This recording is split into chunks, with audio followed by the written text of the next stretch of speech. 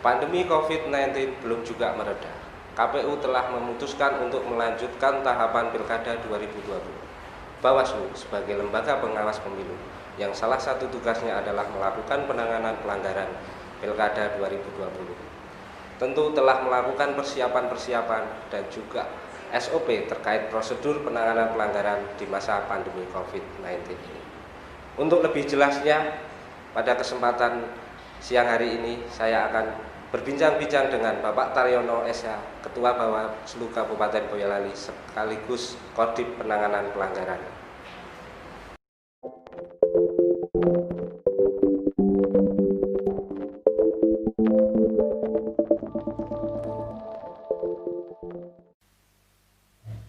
Sahabat-sahabat Bawaslu dimanapun Anda berada, jumpa lagi dengan saya Nanang Setiawan pada podcast Bawaslu Kabupaten Boyolali episode ketiga. Pada kesempatan siang hari ini telah hadir Bapak Taryono Sarjana Hukum, beliau Ketua Bawaslu Kabupaten Boyolali, yang kebetulan juga beliau adalah Kodim Penanganan Pelanggaran Bawaslu Kabupaten Boyolali. Selamat siang Pak Taryono. Selamat siang Mas Nanang, Mas semuanya. Selamat siang, selamat bekerja. Sampai ketemu lagi nih. Oh, iya, Pak. Bagaimana Pak kabarnya pada siang hari ini Pak? Alhamdulillah, ini masih diberi kesehatan sama Allah, diberi kesehatan, diberi kenikmatan sampai saat ini bisa Ya, hadir amin. di sini. Iya. Untuk aktivitas bagaimana Pak di masa pandemi ini? Ya, terima kasih Mas Nanang. Aktivitas ini yang kita memang sepertinya tidak ada gangguan. Kita masih tetap biasa. Ya, new normal ya Pak. New normal. Hanya kita memang ada batasan-batasan. Iya. Kita harus sesuai dengan protokol kesehatan. Kita harus memakai masker. Kita harus pakai hand sanitizer. Kita harus pakai face shield. Ini memang harus tetap kita kedepankan dalam pengawasan kali ini Mas Dana. Oh, nggih Pak. Ini Pak, terkait ini kan Boyolali mau pilkada Pak ya. Ini tentu dalam pilkada ada pelanggaran-pelanggaran seperti itu Pak. Ini untuk Bawaslu sendiri untuk persiapan penanganan pelanggaran ini seperti apa Pak? Baik, terima kasih. Ini hal yang sangat krusial sekali ya. Karena dengan adanya pandemi ini kita kan ada sebuah sedikit perbedaan dalam penanganan pelanggaran di saat normal dan atau dengan di saat new normal ini dalam kondisi pandemi ini. Baik, Bawaslu Kabupaten Boyolali dalam menghadapi Pilkada tahun 2020 ini kita sudah menyiapkan segalanya. Juga Bawaslu RI pun sudah mengeluarkan perbawaslunya yaitu nomor 6 tahun 4 tahun 2020. Ada regulasi baru. Ada regulasi baru. Juga nanti itu bagaimana penanganannya, terus siapa apa saja yang harus ditangani. Seperti misalnya pengawasan pada coklit ini. Ya, PPDP harus memakai kaos tangan, harus memakai masker, harus face shield. Ini kita menjadi pengawasan kita. Ranah pelanggaran administratif apabila memang ini tidak dilakukan oleh penyelenggara teknis di lapangan. Berarti sampai dengan terkait protokol kesehatan itu juga masuk pada pengawasan Bawaslu juga ya Pak? Betul, ini memang menjadi tugas kita juga. Jadi kita ini ada tambahan tugas, di mana tugas kita kemarin kita hanya pada pengawasan pemilu, berjalannya pemilu, sekarang kita meluas, apa ada lagi pelanggaran protokol kesehatan, karena menyangkut penyelenggara, ya, dari penyelenggara pemilu sudah memenuhi enggak protokol kesehatannya. Nah ini akan kita lakukan pengawasan, dan apabila ternyata di lapangan kita temukan, kita akan berikan sebuah teguran, kita berikan saran. Ternyata masih terus lah kita nanti akan melakukan penindakan lah ini. Begitu, Pak. Ya, jadi ada tahapan-tahapannya. Kita tidak langsung, oh ya itu pelanggaran enggak, tapi kita beri saran, kita beri teguran, kita arahkan, masukkan.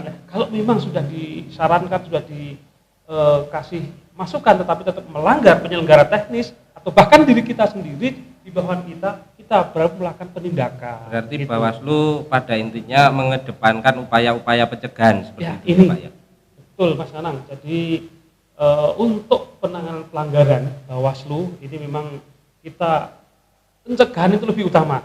Ya. Pencegahan itu utama. Memang berbeda dengan paradigma lama, di mana Bawaslu itu mencari sebanyak-banyaknya pelanggaran. Oh, seperti itu. Tapi kalau sekarang, periode sekarang ini memang bagaimana pelanggaran ini ditekan ya, dengan melakukan pencegahan lebih dalam lagi, sehingga pemilu nanti ini nanti akan menjadi pemilu yang tanpa pelanggaran ya.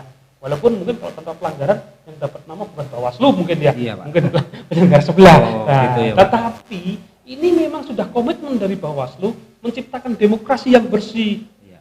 demokrasi yang memang ini diinginkan oleh rakyat Indonesia ini, menjadikan demokrasi yang tanpa pelanggaran. Nah, itu jadi peningkatan apa istilahnya, meningkatkan kualitas dari demokrasi itu sendiri kan gitu Mas Nana. Terkait dengan kesiapan jajaran pengawas pemilu di bawah dalam hal ini untuk melakukan penindakan pelanggaran seperti apa, Pak? Ya, Bawaslu Kabupaten Boyolali ya, kita sudah untuk meningkatkan kapasitas, ini jelas kita karena ada perubahan regulasi juga, iya. Sehingga melakukan bimtek kepada Panwascam sampai di bawahnya. Kita misal sebagai tatap muka. Tatap muka. Pernah kita melakukan tatap muka kemarin di tanggal agak lupa saya itu hari Kamis itu hari ya Pak? Kamis ya, di Kamis itu kita kan ada tatap muka di mana kita melakukan pencerahan ya kepada Panwascam. Nah, juga kita dari daring kita melakukan rakor-rakor lewat Zoom. Ini pesertanya dari semua Panwascam. Ini kita lakukan. Dan kita juga memberikan sebuah buku-buku modul-modul, modul untuk penanganan pelanggaran kepada Panwascam. Juga dari diri kita juga melakukan meningkatkan kapasitas diri kita. Staf-staf saya, ini kita tingkatkan. Kita dengan rakor dari provinsi kita juga ikuti. Terus kita juga diskusi dengan penyidik, dengan jaksa, bagaimana pelanggaran seperti ini. Terus kita juga diskusi dalam kelompok sentra Gakumdu. Ada grupnya juga ada, gitu. Ada grup Gakumdu itu kita berdiskusi di sini. Ini ada potensi pelanggaran seperti ini, ada potensi seperti ini. Ini kita diskusikan dengan Gakumdu. Kebetulan kalau Gakumdu ini ada kepolisian, kejaksaan, ini kan sudah makanan sehari-hari untuk pelanggaran itu. Sehingga kalau kita ini masih awam, sehingga kita banyak belajar dari sana. Ini kita untuk meningkatkan kapasitas kita, meningkatkan kapasitas dari Panwascam kita, juga dari pengawas desa kita. Ini kita selalu tingkatkan gitu. Lanjutnya Pak, terkait dengan mekanisme penanganan pelanggaran kan tadi dikatakan akan berbeda dari yang normal kemarin dengan yang sekarang Pak. Misalnya seperti proses-proses klarifikasi, pelaporan itu kalau kemarin kan harus pihak pelapor harus hadir Pak. Untuk yang sekarang seperti apa Pak mekanismenya Pak? Ini Mas Nanang, untuk penanganan pelanggaran, misalnya ada laporan yang masuk, laporan ini orang kan tidak bisa datang ke sini karena dalam pandemi seperti ini. Kan takut. Takut. Beliaunya orang pelapor ini bisa mengirim WA kepada kami. Lewat WA bisa ya Pak? Bisa, lewat email bisa, Instagram kita bisa. Nah, ini akhirnya dengan adanya masukan ini kita bisa cari, misalnya kita bisa hubungi orangnya, mungkin orangnya bisa datang apa enggak. Kalau bisa datang, ini bisa kita menjadi sebuah untuk melapor dengan melengkapi. Tetapi apabila ternyata orang memang tidak bisa, ini kita jadikan sebuah temuan awal bagi kita. Nah, dan kalau dalam bahasa hukumnya itu melakukan penyelidikan. Penyelidikan. Kalau di dalam bahasa hukum kan bukan penyelidikan, tapi kita mengadakan pendalaman itu ya. Ya itu selama 7 hari. Berarti masyarakat bisa memberikan informasi awal. Jadi informasi awal. Informasi ya, awal itu kita dalami selama maksimal 7 hari. Terus nanti kalau memang kita temukan ini sebuah pelanggaran dengan kita plenokan 5, ternyata sebuah pelanggaran, kita menjadi sebuah temuan Mas Nanang. Nah, dengan temuan nanti bisa kita laporkan kepada tahap kita pada form temuan. Nah, berarti diregister oleh staf. Register akhirnya kita melakukan pemeriksaan, pengkajian kita lakukan klarifikasi, saksi-saksi, bukti-bukti. Nah, setelah ini ternyata kita pilihlah ya. Ini pelanggaran apa? Apakah kode etik? Apakah pelanggaran pidana atau administratif atau bahkan bisa menjadi sengketa misalnya. Ini nanti kita salurkan kepada pos-pos masing-masing. Untuk kan gitu. proses klarifikasinya itu yang diklarifikasi harus hadir atau bisa melalui daring gitu. Iya, ini kalau kita klarifikasi yang jelas kita itu harus bisa ketemu ya. Berarti harus tatap muka ya. Tatap muka, karena kalau kita klarifikasi kita harus tanda tangannya. Oh iya. Nah, itu kalau kita pakai daring nanti ya kalau orangnya mau. Kalau enggak, Iya. itu. Nah, saksi kan juga nanti harus disumpah. Nah, ini jadi nanti kita temu, hanya kita nanti dalam melakukan klarifikasi kita sesuai protokol. Berarti harus disesuaikan dengan protokol kesehatan. Betul Mas Nanang, karena nanti kalau di luar itu kita nanti jangan sampai menjadi klaster baru, klaster penanganan pelanggaran. Nah, ya, malah repot ya Pak ya. Malah repot itu. Jadi kita sesuaikanlah nanti dengan protokol kesehatannya. Jadi terus itu pihak yang diklarifikasi itu harus hadir di sini atau bagaimana itu Pak? Gini Mas Nanang, kita ini waktunya itu kan cuma 3 hari dalam 3 hari penanganan pelanggaran. Terus kalau kekurangan keterangan bisa tambah 2 hari, praktis hanya 5 hari. Maksimal 5 hari. Maksimal hari itu pun yang 2 hari kan hanya tambahan keterangan. Nah, waktunya singkat berarti. Waktunya sangat singkat sehingga kita dalam melakukan penanganan pelanggaran, kalau memang orang kita undang tidak hadir, ya kita datangi. Oh bisa ya Pak? Bisa, kita datangi ke tempat orang itu, kita tanyakan di situ, kita ke sana bersama staf, bawa kelengkapan semuanya. Kita bawa laptop ke sana, bawa printer ke sana, bawa alat sumpah semua kita bawa ke sana. Kita temui orangnya.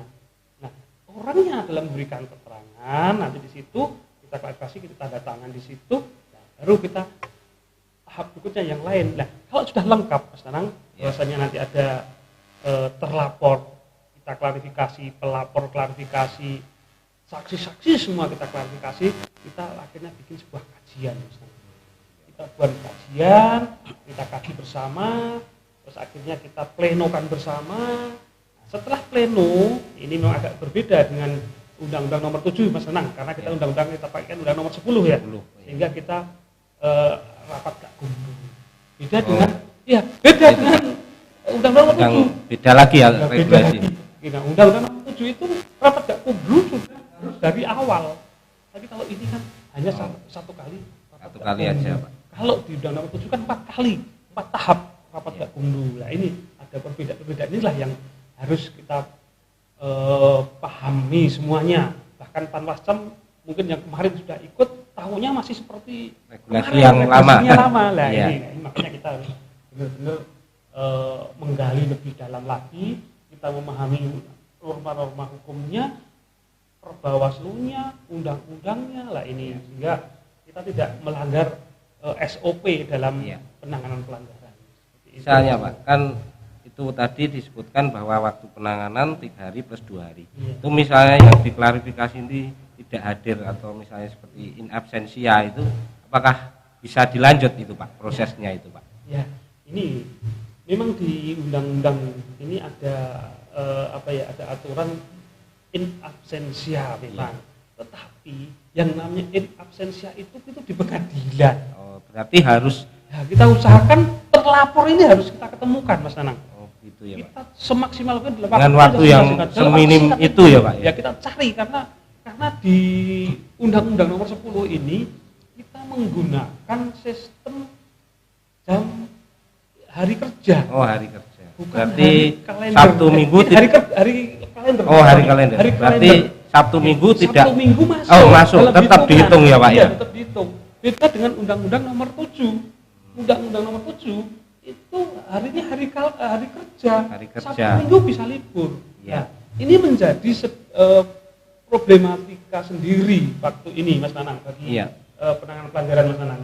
Karena kalau Bawaslu tiap hari Sabtu bisa. Minggu pun wes oke lah, it's okay ya kita kerja terus. Cuman kalau kita berhadapan misalnya dengan Pak Jaksa. Oh iya, Sabtu Minggu libur ya Pak ya. Minggu libur dan kebanyakan jaksa-jaksa itu kan tinggalnya di luar kota. Lah ini kadang memang ada sedikit menjadi problematika kami. Sehingga kalau polisi mungkin masih banyak yang putra daerah sehingga pulangnya tidak terlalu jauh di sana. Tapi kalau memang jaksa memang sedikit yang rumahnya jauh. Ya, harapan kami nanti di Boyolali ini jaksanya tinggal di Boyolali semua. Oh, seperti itu ya Pak. Biar nggak repot nanti kalau mau rapat ya Pak ya. Betul. Jadi nanti begitu ada rapat Gakumdu, kita undang, kita rapat bersama, sewaktu-waktu bisa. Seperti terjadi di tahun 2015 Mas Nanang. Iya. Itu saya kebetulan jadi anggota Bawaslu juga. Di situ ada rapat malam hari di hari Sabtu. Sampai malam-malam gitu Pak. Malam sampai jam 1 malam kita rapat bersama. Ya kebetulan waktu itu kejadian juga, harapan kami nanti juga seperti itu. Jadi kita akan karena ini kita kan harus rally ya, tidak bisa berhenti. Bisa 3 hari 3 malam kita tidak tidur untuk menyelesaikan karena mepetnya waktu ya Pak. Karena tidak mungkin kita menghabiskan waktu 5 hari. Iya. Hari keempat ini harus sudah kita rapatkan Gakumdu karena untuk melengkapi apabila terjadi kekurangan misalnya. Iya. Nah ini kalau kita hari kelima baru kita Gakumdunya ternyata kekurangan, kita daluarsa, siapa yang kena? Iya. Ya kena ya Bawaslu. Nah itulah Mas Nana. Berarti strategi kita harus ada. Harus punya strategi khusus ya Pak. Betul, ya, betul Mas Nana. Tidak pelanggaran. bisa kita tinggalkan.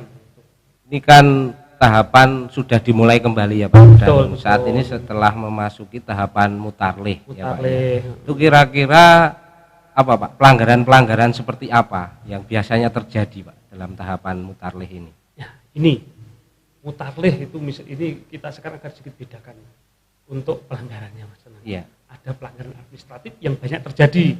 Administrasi ya, iya, misalnya PPDP tidak pakai APD. Oh, nah, iya. ini menjadi pelanggaran juga. Itu di luar itu banyak terjadi pelanggaran yang memang sangat-sangat krusial. Itu diatur di undang-undang itu 148 kalau nggak salah, 149, 140 di nomor 10 itu misalnya ada barang siapa menghilangkan atau memberi keterangan hak orang lain misalnya. Berarti ya Pak, menghilangkan hak pilih orang lain. Lah ini juga pelanggaran, dia pelanggaran pidana sendiri. Pidana itu Pak ya. Pidana ancamannya sangat tinggi ini 2 tahun iya. ya, minimal itu. Lah ini jadi kan ini harus benar-benar diperhatikan. Terus ada pelanggaran juga. Misalnya PPDP itu tidak mendatangi ke rumah-rumah. Oh, iya. Padahal aturan mengharuskan didatangi dari rumah. Walaupun masa pandemi ini harus datang ya Pak ya. Ya, makanya itu digunakanlah APD yang mencukupi. Ada face shield, ada masker, ada kaos tangan. Ini kan untuk apabila datang ke rumah-rumah. Ini harus kan gitu.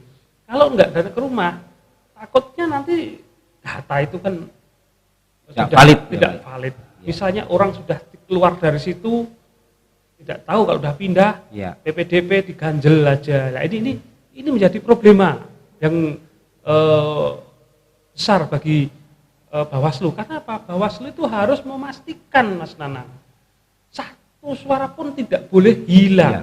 Nah ini jadi kita berusaha maksimal sehingga pelanggaran-pelanggaran tersebut tadi ini harus diminimalisir. Dari Bawaslu melalui divisi pencegahan harus selalu memberikan saran-saran kepada KPU sejajarannya agar bisa pelanggaran-pelanggaran tadi bisa terminimalisir kan gitu ya. Mas Ana. Misalnya Pak, itu ada yang seperti Bapak sebutkan tadi bahwa PPDP itu tidak mendatangi itu yang misalnya yang punya hak pilih tidak didatangi itu mengadunya ke siapa Pak? Nah ini Mas Nanang, hak pilih atau orang yang di situ ya yang harusnya di PPDP di TPS tersebut ya ternyata tidak didatangi sampai hari akhir tidak didatangi, silakan bisa melapor kepada pengawas desa kami. PKD ya, pengawas desa dan kelurahan itu bisa melapor kepada Panwascam di tingkatan kecamatan atau bahkan langsung melapor ke Bawaslu kabupaten sehingga nanti dari Bawaslu kabupaten sejajarannya akan melakukan penindakan, penanganan. Nah, semuanya jika kita catat, kita register, kita klarifikasi, kita akhirnya kepada rekomendasi kepada KPU agar nama yang melaporkan ini bisa dimasukkan. Nah, PPDP-nya bisa kita rekomendasikan agar misalnya disanksi. Nah, atau bahkan kalau PPDP ini dengan sengaja menghilangkan nama orang ini agar tidak punya hak pilih, nah ini bisa menjadi pidana. Bisa sampai ke ranah pidana ya Pak? Bisa menjadi ranah pidana dan ancamannya cukup berat. Nah inilah, jadi kita harus berusaha bagaimana ini bisa terminimalisir itu Mas. Ya, berarti untuk rekan-rekan PPDP harus perhatian ini ya Pak? PPDP harus perhatian karena banyak laporan yang tahun-tahun yang dulu kita kan banyak yang tidak datang tapi didengkuli dari rumah. Akhirnya data DPT itu selalu bergelombang terus tapi tidak valid. Perbaikan gitu Pak ya. DPT hasil perbaikan 1, perbaikan 2 sampai perbaikan 3 waktu itu Mbak.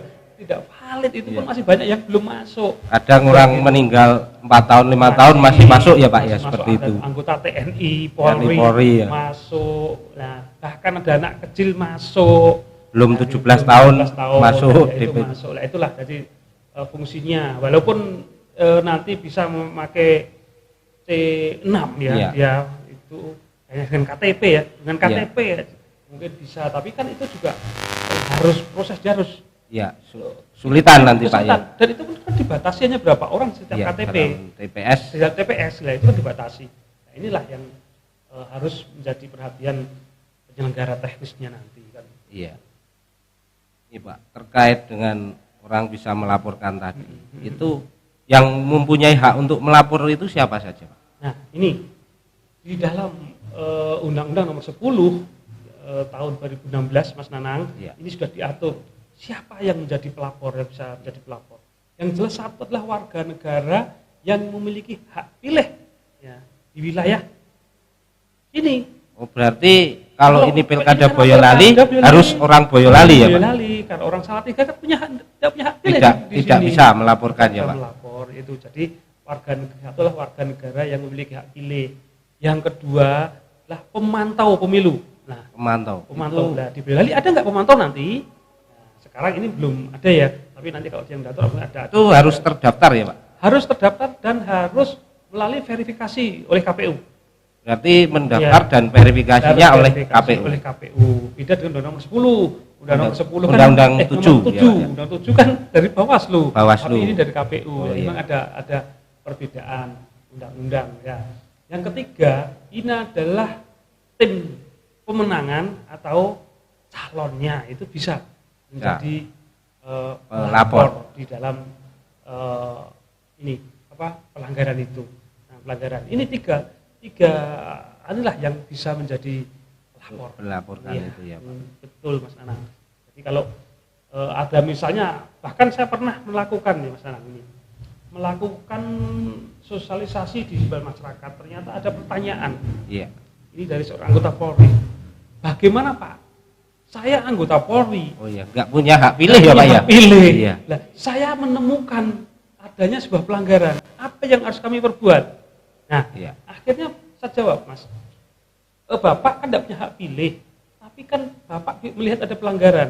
Kalau Bapak tidak tidak ada tahu pelanggaran tapi diam saja, itu kan salah juga. Akhirnya Bapak silahkan menghubungi kami untuk memberitahu kami, menjadi informan kami. Jadi dia bukan sebagai pelapor, menjadi informasi, memberikan informasi awal tadi ya Pak ya. Informasi awal sehingga menjadi sebuah temuan kita dari Bawaslu dan jajarannya, gitu Mas Anang. Iya. Jadi semua pun tentara, orang luar Boyolali pun, orang-orang yang tidak punya hak pilih pun bisa sebenarnya menjadi sebuah informasi, tapi bukan menjadi seorang pelapor, tapi memberikan informasi kepada Bawaslu. Jadi informasi awal ya nanti akan ditindaklanjuti oleh Bawaslu seperti itu.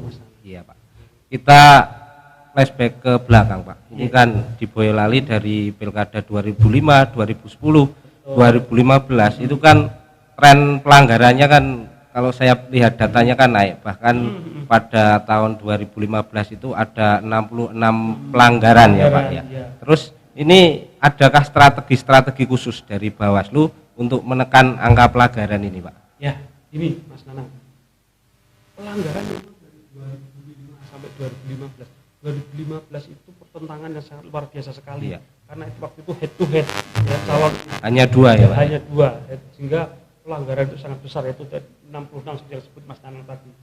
Nah, sekarang ini kita bagaimana strategi kita agar pelanggaran itu lebih rendah? Yang pertama, kita meningkatkan sosialisasi kita kepada masyarakat, pada stakeholder yang ada, kepada partai politik pengusung, nah, juga pada semua masyarakat di Boyolali dalam menghadapi pilkada ini. Mana yang melanggar, mana yang tidak melanggar, inilah yang harus kita sosialisasikan kepada masyarakat, sehingga masyarakat sudah tahu, oh ya ini saya melanggar, oh ya ini saya tidak melanggar. Nah, satu itu. Yang kedua, kita melibatkan stakeholder yang di Boyolali ini ya untuk menjadi relawan-relawan pengawas. Oh ya, berarti itu merekrut ya Pak? Bawaslu itu merekrut relawan itu? Relawan, misalnya itu kita ada ormas, ada pramuka, kita libatkan.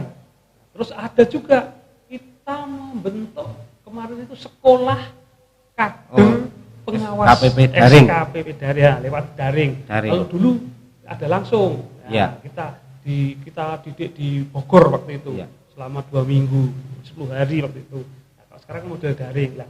Inilah elemen-elemen inilah yang akan kita gunakan kepanjangan tangan dari Bawaslu. Karena tidak mungkin Bawaslu dengan 5 orang mengawasi luasnya Boyolali dari Jerakah sampai Kleses. Nah, ini kan sangat-sangat tidak mungkin tanpa melibatkan masyarakat atau elemen-elemen lain di partisipatif begitu ya. Partisipatif, pengawas partisipatif lah yang kita. Terus itu Pak, juga beberapa waktu yang lalu kan juga ada lonceng apa itu Pak, desa pengawasan, desa anti money politik. Itu seberapa efektif untuk menekan pelanggaran itu? Ya, memang Bawaslu Kabupaten Boyolali kemarin kita sudah pileg kemarin, pileg legislatif ini kita membentuk 3 kecamatan dan 3 desa desa anti money politik, juga desa pengawasan. Nah, ini sebenarnya sangat efektif sekali. Nah, untuk itu harus ditingkatkan.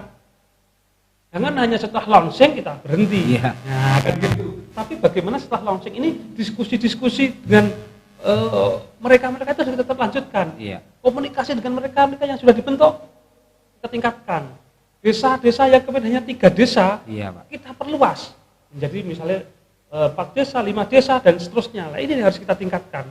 Nah, juga desa pengawasan ini juga harus kita tingkatkan. Kemarin hanya di Ampel, Teras, Gladaksari. Ini kita bisa tingkatkan. Harapan kami nanti bisa meningkat.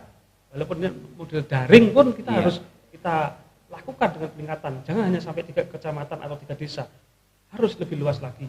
Kalau perlu kita nanti 22 kecamatan bisa kita sentuh dengan desa pengawasan dan Pak, desa anti money politik.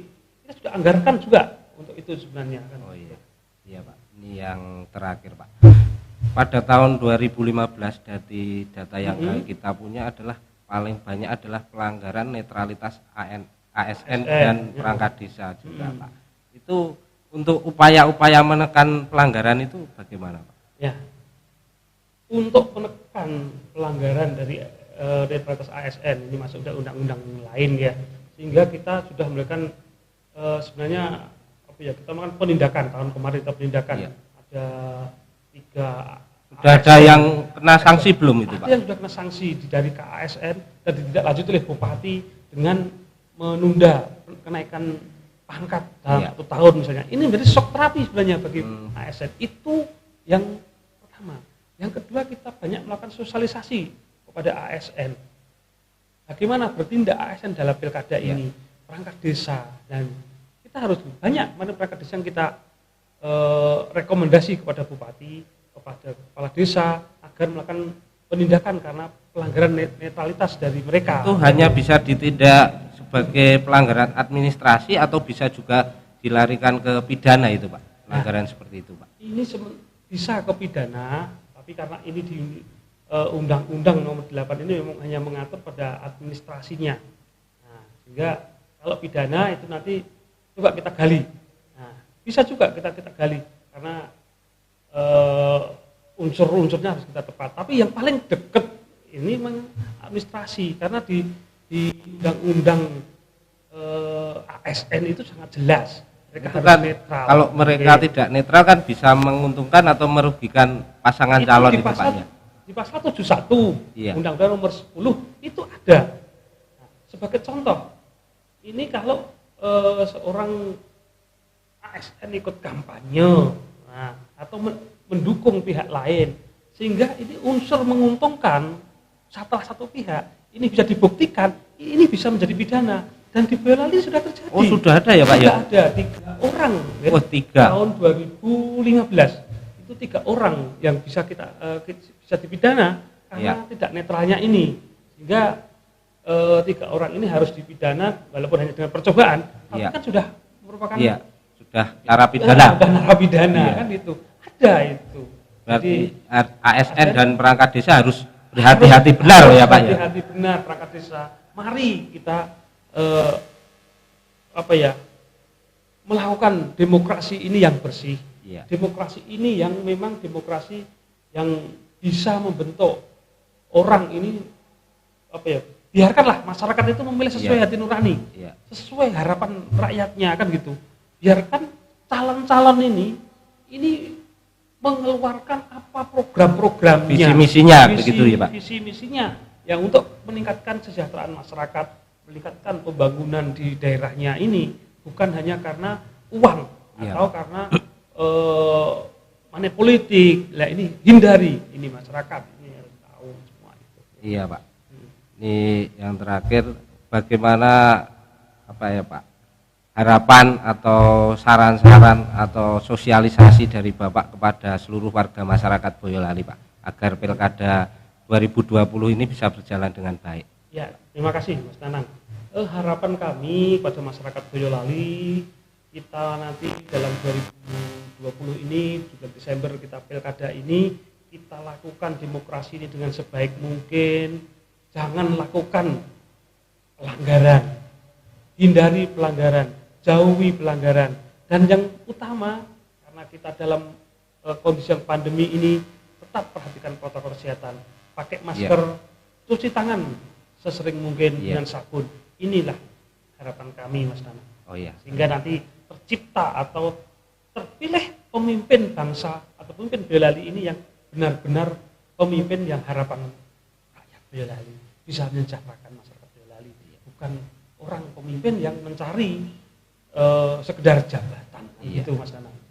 Terima kasih Pak Taryono atas Terima kasih waktunya. Kembali, Mas Nana. Sahabat-sahabat Bawaslu dimanapun Anda berada, tadi kita telah banyak berbincang-bincang dengan Bapak Taryono SH. Pada intinya jajaran Bawaslu Kabupaten Boyolali sampai dengan tingkatan bawah telah siap untuk melakukan penanganan pelanggaran apabila terjadi pelanggaran, dan tentunya dalam proses penanganan pelanggaran selalu mematuhi protokol kesehatan seperti memakai masker, face shield, jaga jarak dan sebagainya. Terkait dengan untuk mengurangi jumlah pelanggaran, Bawaslu Kabupaten Boyolali telah banyak melakukan sosialisasi, banyak bekerja sama dengan stakeholder agar pelanggaran-pelanggaran dapat diminimalisir. Demikian podcast Bawaslu Kabupaten Boyolali pada kesempatan hari ini. Sampai jumpa pada kesempatan yang lainnya. Saya Nanang Setiawan, mohon maaf